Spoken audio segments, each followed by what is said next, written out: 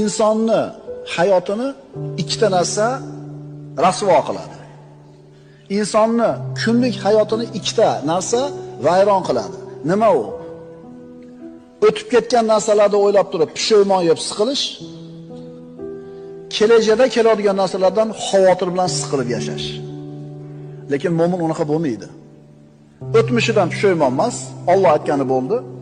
Kelajakdan xavotir emas. Kim aytgani bo'ladi? Alloh aytgani bo'ladi. Bunaqa e'tiqodda kim bo'ladi?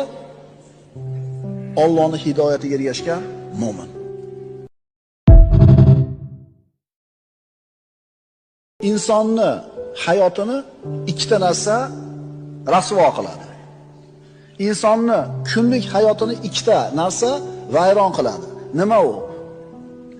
O'tib ketgan narsalarni o'ylab turib pushaymon yeb siqilish, kelajakda keladigan narsalardan xavotir bilan siqilib yashash.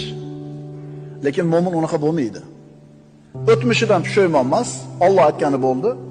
Kelajakdan xavotir emas. Kim aytgani bo'ladi? Alloh aytgani bo'ladi. Bunaqa e'tiqodda kim bo'ladi? Allohning hidoyatiga ergashgan mo'min.